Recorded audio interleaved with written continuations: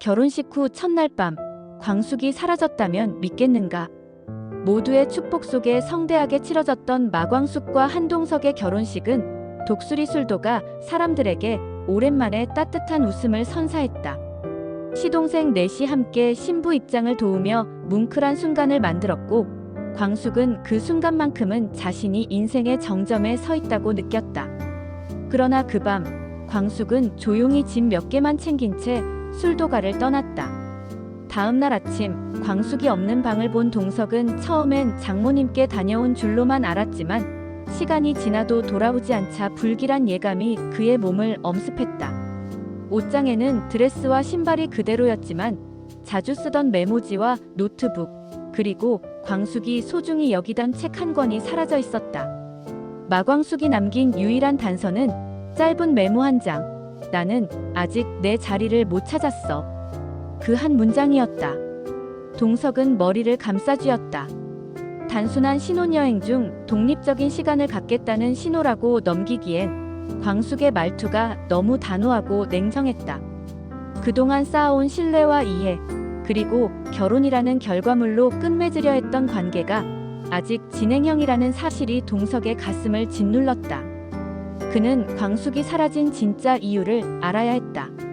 결혼식 전날, 광숙이 취해 발효실에서 잠든 이후 누군가와 늦은 밤 통화를 했다는 사실이 뒤늦게 밝혀졌다.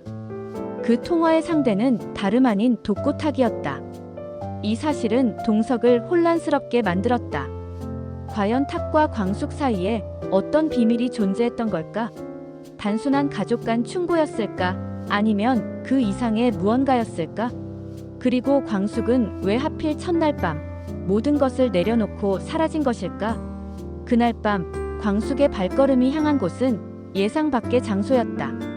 바로 그녀의 친부가 생전에 살던 낡은 시골집이었다. 광숙은 자신조차 몰랐던 뿌리의 흔적을 찾아가고 있었다. 그녀가 이곳을 찾게 된 이유는 충격적인 출생의 비밀을 마주했기 때문이었다. 광숙의 어머니가 죽기 전 남긴 편지에는 자신이 어릴 적 고아가 아니라 누군가에게서 숨겨진 아이로 입양됐다는 사실이 담겨 있었고, 그 누군가가 바로 현재 술도가와도 얽혀있는 인물일 수 있다는 암시가 적혀 있었다. 광숙은 어쩌면 자신의 존재 자체가 거대한 비밀 위에 세워진 것일지도 모른다는 두려움과 분노에 휘말려 있었다. 이제 그녀는 단순한 신혼의 달콤함이 아닌 뿌리부터 삶을 다시 마주해야 했다. 그리고 그 선택은 결국 독수리 술도가 전체를 뒤흔드는 도화선이 되고 있었다. 한동석은 광숙의 행방을 찾기 위해 모든 인맥과 자원을 총동원했다. 평소 침착하고 이성적이던 동석이 감정적으로 흔들리는 모습을 본 흥수와 천수는 그제야 상황의 심각성을 깨달았다. 광숙이 떠났다는 사실은 독수리 술도가 식구들 사이에 충격처럼 번졌고, 특히 주실은 결혼한 지 하루 만에 여자가 사라지다니, 이건 단순한 투정이 아니라 뭔가 있다며 심상치 않은 기운을 감지했다. 박정수 역시 처음엔 광숙이 충동적으로 행동한 줄 알았지만 그녀가 남긴 메모를 본 순간 사태가 단순하지 않다는 것을 직감했다. 나는 내 자리를 못 찾았어. 이 문장은 단지 결혼에 대한 회의감이 아니라 더 깊은 뿌리의 흔들림을 암시하는 것이었다. 동석은 광숙의 과거를 추적하기 시작했다. 그녀가 입양된 후 자란 마을, 어릴 적 다녔던 초등학교, 그리고 대학 시절 잠시 언급했던 실종된 친부의 이야기까지. 그 과정에서 동석은 광숙의 과거 속에 자신이 전혀 알지 못했던 상처와 그림자가 숨어 있었다는 사실을 깨닫게 됐다. 그러나 더욱 충격적인 사실은 광숙의 생부가 바로 술도가의 투자 초창기 막대한 자금을 대고 이후 실종된 강 회장이라는 인물과 연결되어 있다는 것이었다. 그 강 회장은 바로 독고탁과도 깊은 사업 관계가 있었으며 수년 전 돌연 사라진 인물로 기억되고 있었다. 이 사실이 사실이라면 광숙은 자신의 출생의 비밀을 풀기 위해 술도가와의 결혼을 선택했을 수도 있었다는 의심이 들기 시작했다. 하지만 동석은 마음 한편에서 그 생각을 강하게 부정하고 싶었다. 그는 광숙을 진심으로 사랑했고 광숙도 자신을 사랑한다고 믿었다. 그러나 사랑만으로 설명되지 않는 퍼즐 조각들이 하나둘 맞춰지는 느낌은 동석을 서서히 벼랑 끝으로 몰아갔다. 이때 박정수가 동석에게 은밀히 건넨 한 장의 사진이 모든 의문을 자극했다. 사진 속엔 광숙이 결혼식 하루 전날 누군가와 만나는 장면이 찍혀 있었고, 그 상대는 놀랍게도 최근까지 사라졌던 정려의 오빠 정민철이었다. 정민철은 몇 년 전 사업 실패 후 종적을 감췄던 인물로 정려에게조차 아무런 연락을 하지 않았던 인물이다. 광숙과 정민철의 관계, 그리고 그 만남의 목적은 무엇이었을까? 동석은 광숙의 실종이 단순한 감정적 도피가 아닌 더 깊은 진실을 감추기 위한 의도적 선택이었을 가능성을 진지하게 고민하기 시작했다. 그리고 그 진실이 밝혀지면 자신의 사랑은 물론 독수리 술도가 전체를 뒤흔드는 파장을 불러올지도 모른다는 불길한 예감이 엄습하고 있었다. 마광숙은 외부와의 연락을 모두 끊은 채 강원도 깊은 산속의 한 폐교 건물에 머무르고 있었다. 이곳은 그녀가 어린 시절 한번 잠시 지냈던 곳으로 누구에게도 알려주지 않았던 숨겨진 기억의 장소였다. 광숙은 이곳에 도착하자마자 오래된 벤치에 앉아 자신이 걸어온 길을 되짚었다. 그녀가 한동석과 결혼을 결심했을 때 단지 사랑 때문만은 아니었다. 그녀는 자신의 삶에서 처음으로 가족이라 불릴 수 있는 사람들을 만났고 그들에게 속하고 싶다는 간절한 바람이 있었다. 그러나 막상 그 안으로 들어가려 하자 그들이 오랫동안 쌓아온 유대와 이해, 그리고 복잡한 감정의 그물망 속에 스스로가 끼어들 자리가 없음을 실감했다. 특히 광숙은 장모 박정수의 행동에서 진심과 경계를 오가는 애매한 감정을 느꼈다. 박정수가 보여준 따뜻함 이면에는 한동석이라는 인물의 사회적 위치와 독수리 술도가의 명예를 지키기 위한 계산이 숨어 있었고, 그것은 광숙을 더 깊은 불신으로 몰아넣었다. 더 큰 혼란은 정민철과의 만남에서 비롯되었다. 정민철은 광숙이 대학 시절 한 봉사활동을 통해 잠시 알게 되었던 인물이었고, 당시 자신이 친부일 가능성을 언급했던 유일한 사람이었다. 광숙은 그 말을 믿지 않으려 했지만 시간이 지날수록 그녀의 출생과 정민철의 진술이 일치하는 부분들이 드러났고, 결국 결혼식을 앞둔 시점에서 정민철을 다시 만났다. 그 자리에서 정민철은 한 가지 서류를 내밀었다. 바로 30여 년 전 병원에서 바뀐 출생 기록이었다. 그 기록에는 광숙의 친부가 강병식이라는 이름으로 기재되어 있었고, 그는 독고타기 과거 운영하던 투자회사에 숨겨진 파트너로 등록돼 있었다.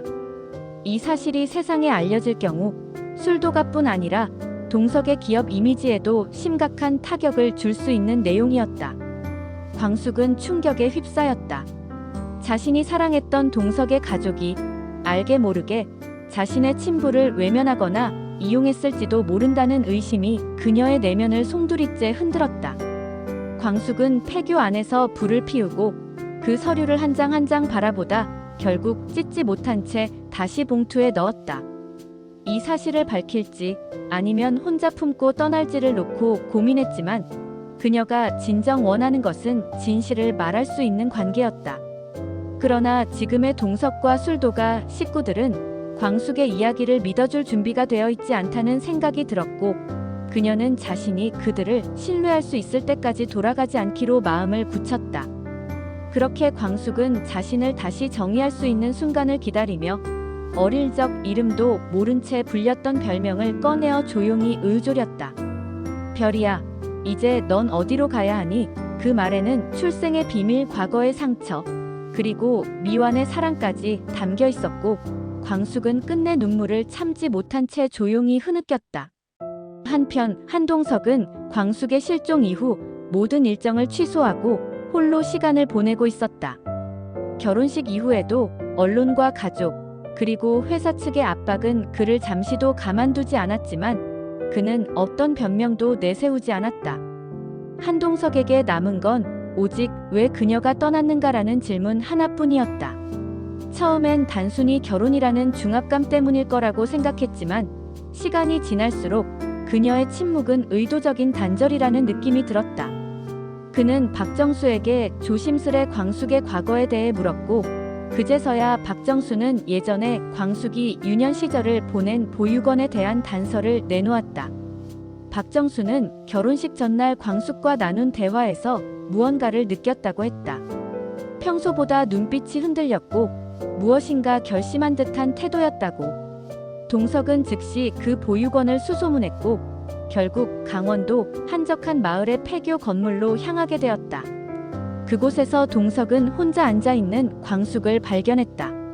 그러나 그 순간 그는 말문을 쉽게 열 수 없었다. 눈에 띄게 야위고 지쳐 보이는 광숙의 모습은 그의 가슴을 짓눌렀다. 침묵 끝에 광숙이 먼저 말을 꺼냈다. 왜 이제야 왔어요? 그 말 속에는 원망보다는 기다림이 섞여 있었다. 동석은 자신의 무능함과 오만함, 그리고 광숙의 말을 끝까지 들어보지 못한 지난 날을 후회하며 고개를 숙였다. 광숙은 서류 봉투를 꺼내며 자신이 왜 이곳까지 도망치듯 왔는지를 담담히 설명했다. 그녀는 동석이 이 사실을 어떻게 받아들일지 두려웠다고 했다.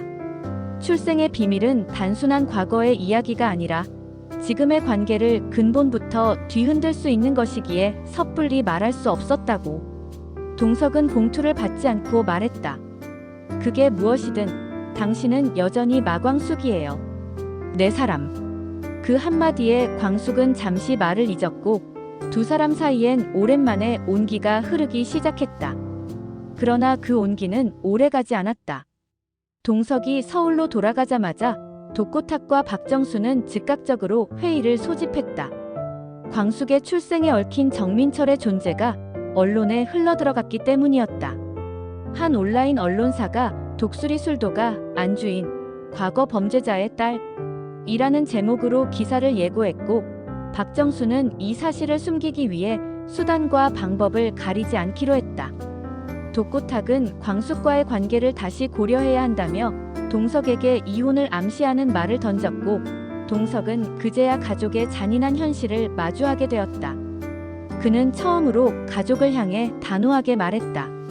광숙을 건드리는 순간 나도 이 집안과 끝입니다. 그의 선언은 박정수를 비롯한 가족들에게 충격으로 다가왔고 동시에 술도가 내부의 균열을 드러내는 계기가 되었다. 광숙은 진실을 감추려는 그들의 태도에 다시 상처를 입었고 이 결혼이 정말 자신을 위한 것이었는지 아니면 또 하나의 전시용 결합이었는지 자문하게 되었다. 그날 밤 광숙은 한동석에게 마지막 문자를 남겼다.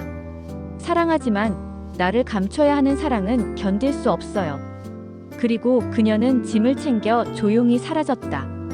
다음 날 그녀가 남긴 쪽지를 읽은 동석은 모든 일정을 취소하고 사라진 그녀를 찾기 위해 다시 길을 나섰다. 하지만 그가 그녀를 다시 만날 수 있을지는 아무도 알 수 없었다. 한편 정민철은 한 언론사와의 접촉을 시작하며 더 큰 파장을 예고했고 독수리 술도가는 또 한 번의 위기에 직면하게 되었다. 마광숙의 부재는 단순한 한 사람의 실종이 아닌 가족의 민낯을 드러내는 결정적 계기가 되어버린 것이다. 과연 광숙은 진실을 온전히 드러내고 다시 돌아올 수 있을까? 아니면 영원히 과거 속으로 자신을 묻어버릴까? 다음 이야기를 궁금하게 만들며 이야기는 막을 내린다.